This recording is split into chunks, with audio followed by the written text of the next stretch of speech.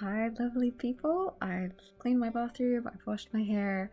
I'm ready to sit down and have a cup of tea with you guys and talk about this kind of crazy, wonderful film. So this one is Dead Ringer from 1964. We have Bette Davis, Karl Molden, Peter Lawford starring, and this one was directed by Paul Henreid. So this one was also known as Who's Buried in My Grave, which is a great title for a film. It was previously filmed in Mexico, or it was previously a Mexican film, but I guess they stole the plot and everything, which starred Dolores Del Rio. Yeah, and a little special mention to the poster for this film, which is just such a great dramatic look for a poster. And I love that it credits Bette Davis twice on a lot of the publicity material as well, because she plays twins. So this film is Bette Davis playing twins, or Bette Davis playing twins, however you're supposed to say it. I don't know. Yeah, so she'd done a twin sort of film before in 1946 for A Stolen Life. I guess this has some similarities. She plays Margaret. So Margaret's at her husband's funeral, and she sees her twin Edith, who's also Bette Davis. While Margaret's life is full of wealth and privilege and whatever, Edith contrasts really sharply with her in dowdy clothes, and she's running a struggling cocktail bar. So it's been almost 20 years since the two have spoken to each other. So Margaret invites her back to her mansion, and there we learn that they fell out when Frank married Margaret instead of Edith. So he was originally with Edith, but Margaret told him she was pregnant and forced him to marry her.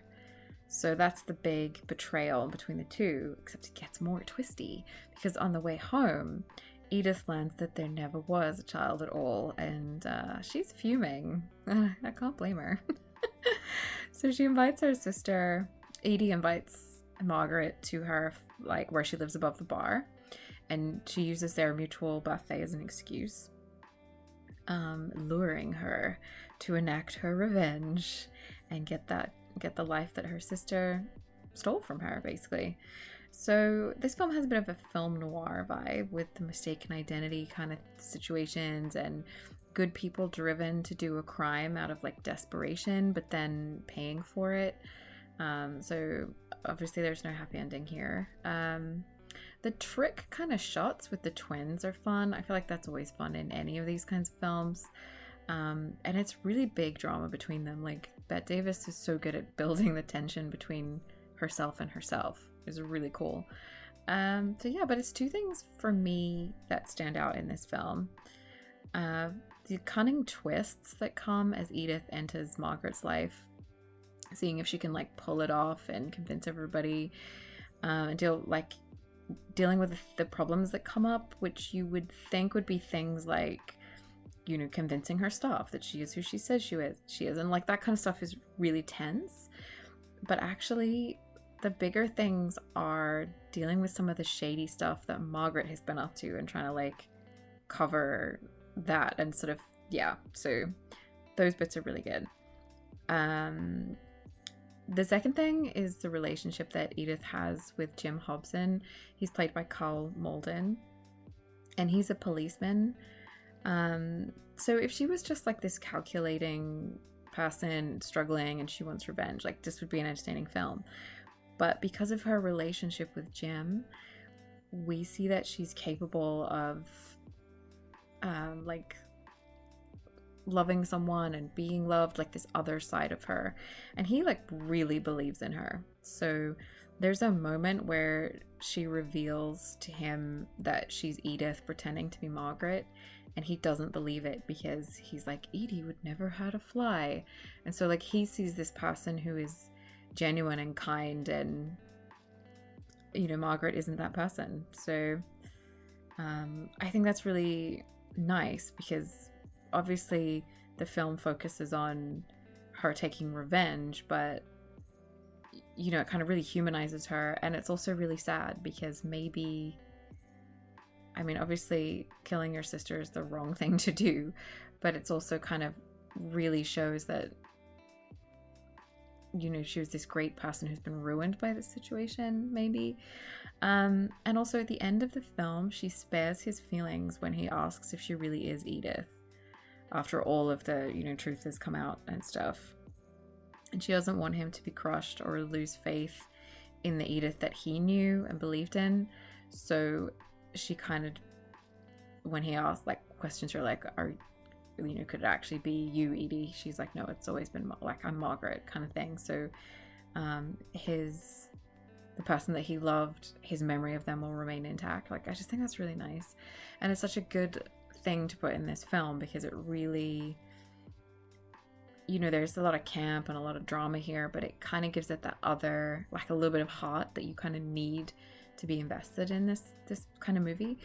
So there's some really great stuff in this film. I'm avoiding telling you, like, the ins and outs of the plot, because this is a really, like, entertaining one, and you might want to watch it. It's, like, as I said, like, a few times, it's very twisty, and I love a good twist in a film.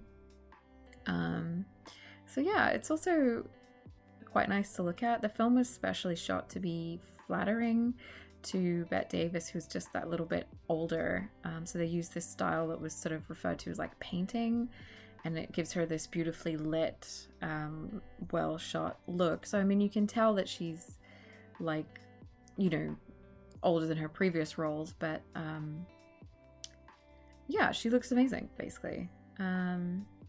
Especially when you consider that audience would have seen her looking really different in Whatever Happened to Baby Jane, that came out not that long before, where she really played up the, like, her makeup really played up her aging, and it was very intentionally unflattering and very, very different.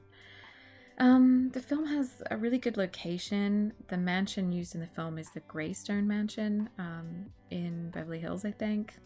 That's, like, what they use for Margaret's palatial home. So those shots are really nice as well. Those scenes contrasted with, you know, the kind of small spaces of the cocktail bar that's Edie's home. Yeah, I really liked the contrast between the twins, like, one struggling and one having, like, just living happily off her deceit. Like, I just feel like that's really great. So yeah, there's some fun stuff from within the film. This was directed by Paul Henreid, who I always think of him. He actually starred with Bette Davis. He's worked with her before on Now Voyager, like, which he starred in. They starred in it together, which I'm pretty sure I reviewed it on my site, but I haven't reviewed it on YouTube, I don't think. But anyway, I think that's fun. To me, he's always Victor Laszlo from Casablanca. He's so good in that, but I'm always like, why didn't you get on the plane, Ilsa? Why? I love that movie.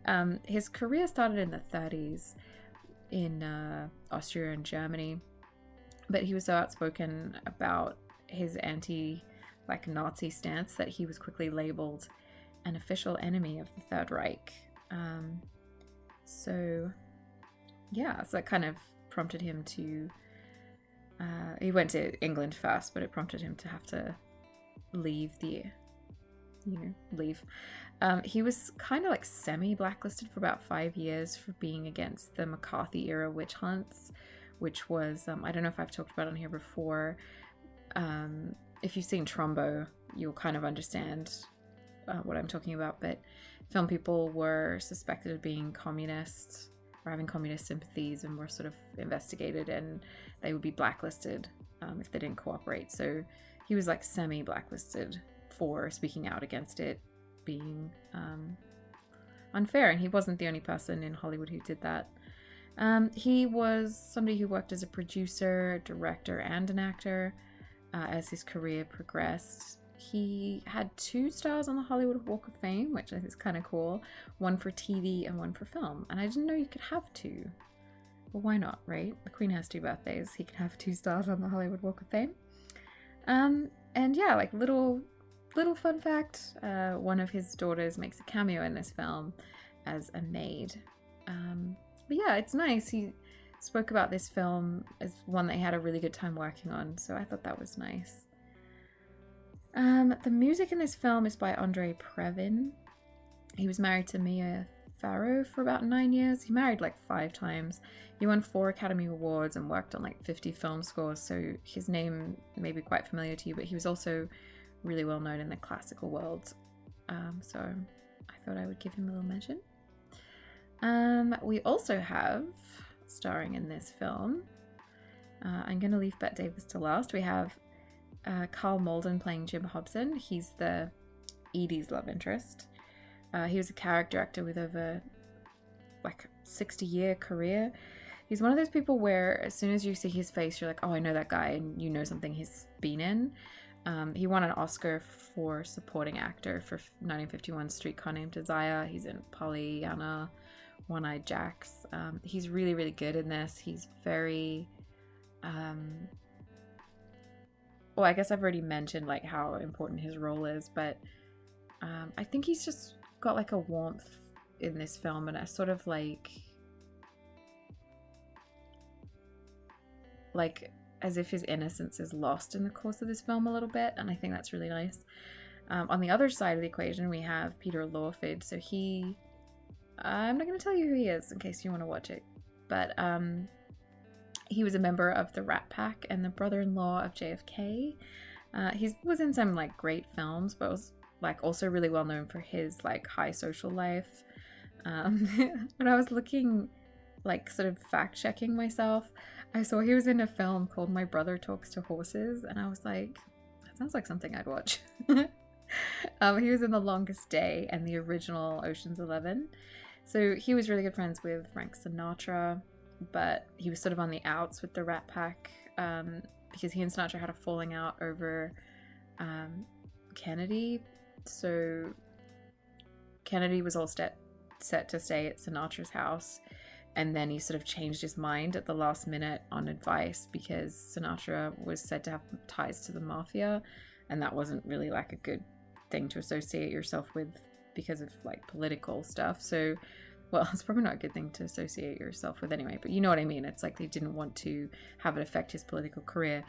But meanwhile, Sinatra had like built a helipad and like done all this stuff to his house, you know, expecting to have JFK stay with him, and so he just went nuts, which I think is kind of fair enough.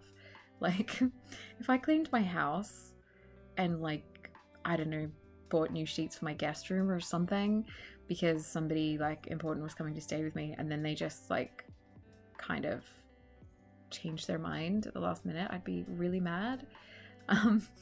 I can't say that if somebody was coming to my house I'd build a helipad. That feels like overkill, but you know, I can kind of understand.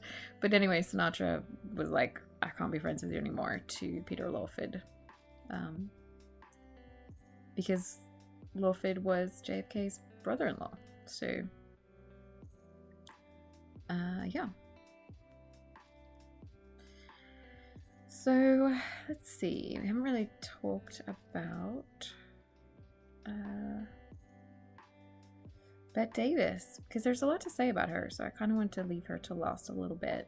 She was a huge star. I feel like people probably, you know, sometimes when I talk about actors on here, I'm like, you know, I think, you know, maybe somebody might not know her, you know what I mean? But I feel like she's probably more still well known. She was the first to win 10 Oscar nominations, which is pretty cool.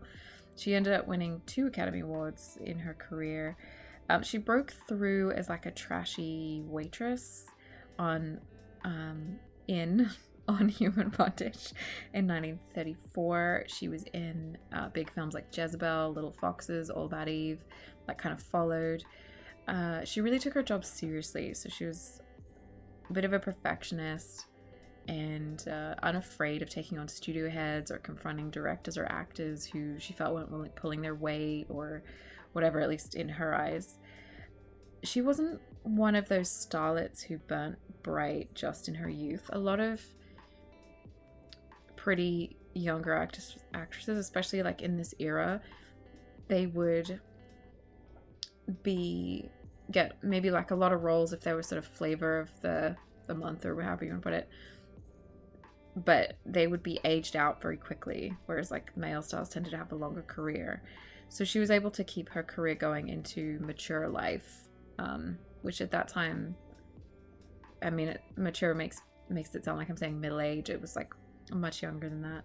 So it was no mean feat at the time when women were really rejected after their first blush was gone. Joan Crawford is kind of the other sort of well-known actress who managed to do this. The two are said to have hated each other. It's quite famous. They had a big feud.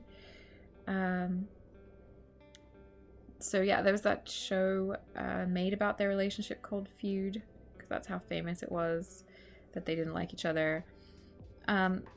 Honestly, whenever I hear about this kind of thing, I take it with a pinch of salt. Studios really manufactured stuff like this because it was fun and it made people interested.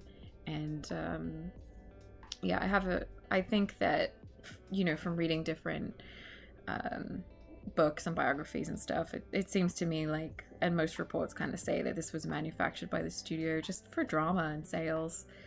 Yeah, but it's great publicity bait for Whatever Happened to Baby Jane, which starred both of them as siblings, like just locked in hatred. It's a great film. Just like Crawford as well, her, like, Bette Davis's daughter wrote a tell-all book about how she was secretly abusive when the cameras weren't on them, and claiming that Davis was actually an alcoholic. So it's quite sad. She was co-founder of the Hollywood Canteen, which was a morale-boosting effort for servicemen during World War II. Like, you'd go there and the stars would be like serving and entertaining. She was also the first female president of the Academy, so she was doing a lot. She was also married like quite a few times, and essentially like raised her kids on her own while having a career. I don't know, I just want to say that in her favor. I think that would have been really tough. Here's a real deep dive for you. She was inspired to act in films after seeing Peg Entwistle in a film. So Peg Entwistle was only in one film ever. And a bunch of stuff happened in Peg's life, which is like for another episode. But Peg is known for being the actress who committed suicide by jumping off the Hollywood sign. So the film that she was in was quite well acclaimed, but it came out after her death. So that means that when Bette saw her and wanted to be like her, she was already gone. So yeah, bit of a deep dive, but I guess it's well, I was gonna say it's a good story, but that's not quite what I mean. It's not a good story.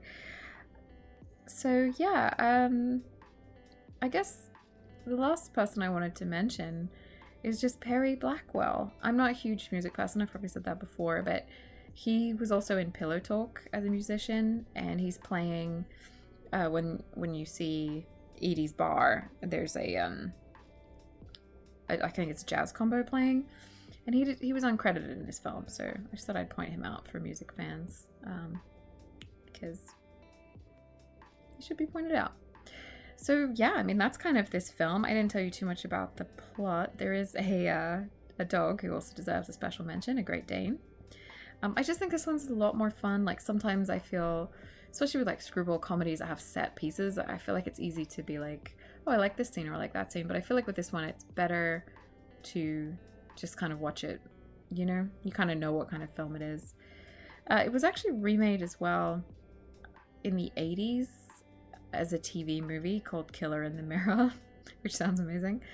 I kind of feel like the plot for this film is really similar to other scary twin plots. I feel like it's kind of a theme where, like, I don't know what it is about twins that is just so fascinating or such a draw.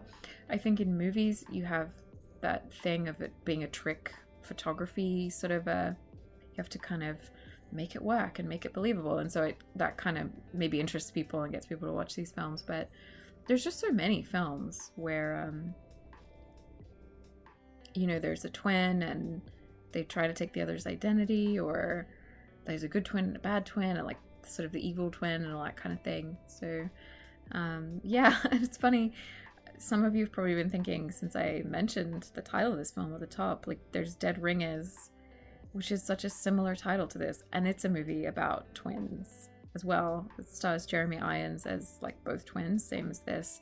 I mean, it's a very different film. It's a Cronenberg film from, I think, the late 80s, so like style wise it's completely different, but it's this kind of interesting, you know, thing where we have this fascination with twins and how that bond can maybe go wrong. I don't know, it seems like in movies there's always either like a supernatural or a sinister element to twins, which is probably quite unfair actually, now that I'm saying it out loud, because I can't think of that many movies where twins are just like, well, I guess there's the twins in Harry Potter, there you go, where it's like they're just people that happen to be twins, you know, there's no like kind of sinisterness about them. Anyway, that's about all I have to say about this film, but you know, it's a really fun watch. It's like, as I said, it's quite camp, and I think it's one you guys, you know, will have fun with if you want to give it a watch. So yeah, thank you for watching my little videos. It's always nice to have you guys along. I mentioned to you guys last time, I think, I have Twitch, I have a coffee little thing if you want to buy me a coffee. I'm on TikTok, I'm on Instagram. My TikTok isn't that great, but it's good fun on there. So if you want to find me on, you know, other, like on social media, I am around. It's always at Craven Wild. And I do have a little podcast. It's very little. It only has like, I'm doing it in seasons, so it just has 6 episodes. It's just about, not about movies, it's just about life and people I find interesting and stuff like that. And that is Tea and Scandal. So that's pretty much everything I have to say. Thanks for watching, guys. I'll talk to you again soon.